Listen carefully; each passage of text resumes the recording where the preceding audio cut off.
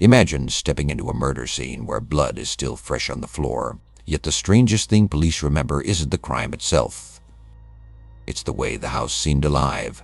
Doors slammed on their own, radios flickered with whispers, and key evidence, vanished into thin air. Welcome to tonight's case, the haunted crime scene police couldn't explain. Our story begins in 2013, in a small suburban town outside Gary, Indiana, a place with an unsettling reputation for unsolved crimes and whispered hauntings. On a rainy night in November, police responded to a disturbance call. Neighbors reported screams and glass shattering inside a two-story rental home. By the time officers arrived, the screams had stopped, but what they found was unforgettable. Inside the home, a woman in her 30s was found dead, slumped against the living room wall, her hands frozen in what looked like a defensive position. No weapon was found nearby. Officers later testified that the air inside the home felt heavy. One officer described it as like walking underwater but in darkness. Their body cameras captured static interference, something that technical investigators couldn't explain. The victim was identified as Angela Matthews, a single mother of two. She lived alone in the house after recently divorcing her husband. Friends described her as kind, hardworking, and deeply religious. While searching the home, one officer swore he saw a shadow move across the hallway. Believing a suspect might still be inside, they cleared the house room by room, but no one was there. The coroner later noted something disturbing. Although Angela had severe blunt force trauma, there were no signs of forced entry, no fingerprints, and no DNA. Her phone was smashed, yet all windows and doors were locked from the inside. Detectives reviewing body cam footage noticed something chilling. A faint female voice whispering, "Help me," captured during the sweep of the kitchen. None of the officers heard it at the time. Neighbors reported hearing chanting sounds at night in the weeks before Angela's death. Some claimed they saw her talking to herself outside at 2 or 3 a.m., staring up at the windows as if someone or something was watching her.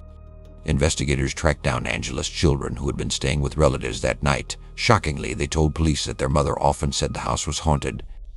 They mentioned cold spots, footsteps upstairs, and their mother warning them not to talk to the man in the hallway. One of the most baffling details: the murder weapon was never recovered. Forensic experts believed it had to be a blunt object, maybe a bat or heavy pipe. Yet, despite repeated searches, it was gone, almost as if it had vanished. A week later, officers securing the property reported unexplained activity. One officer quit the force after swearing he saw the victim's face in the upstairs window while standing outside. News outlets picked up the case quickly, calling it the haunted crime scene. True crime enthusiasts and paranormal investigators swarmed the neighborhood. Even major paranormal shows tried to access the house, but police refused after repeated break-ins. Naturally, suspicion fell on Angela's ex-husband, who had a history of domestic disputes. But he had a rock-solid alibi. Security camera footage showed him working a night shift across town. The landlord revealed something spine-chilling. Angela had begged to break her lease, claiming the house was cursed. Previous tenants, he admitted, also left abruptly. One family even abandoned all their belongings inside.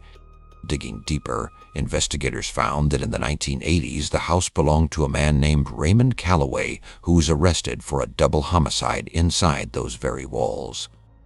He claimed voices made him do it. A private paranormal team snuck into the home and published a viral YouTube video. In it, their EVP, electronic voice phenomenon, recorder captured multiple voices, including one that clearly said, "She's mine." Despite public outcry, police downplayed the paranormal angle. Official reports described the case as unsolved with unusual circumstances, but leaked officer testimonies told a darker story. One detective confessed he couldn't sleep after working the case. He described waking up at 3 a.m. every night, hearing knocking on his bedroom wall, 3 knocks, the same number of blunt trauma strikes Angela had suffered. Strangely, in 2016, years after the crime, the entire evidence box for the case went missing from police storage. To this day, it has never been recovered. Angela's sister came forward in 2018, stating that Angela had told her the house had an entity that wanted her dead. The sister begged her to move out. Angela's chilling reply, "I can't, it won't let me." Reddit threads and true crime forums exploded with theories. Some blamed a cover-up by police. Others insisted Angela's death was a paranormal attack. A few suggested both, a crime committed by someone human, but aided by something otherworldly. The house still stands abandoned, boarded up and decaying. Locals claim to hear screams from inside on stormy nights. Teenagers dare each other to approach it, but most don't make it past the front steps. In 2020, a new viral TikTok video surfaced. Two urban explorers entered the house. In their footage, a shadowy figure darts across the living room, and when they fled, their car wouldn't start for 15 minutes. Former police chief Mark Sullivan, in a 2021 interview, finally admitted that house wasn't normal. "I don't know what killed Angela Matthews, but I know something else was there with us."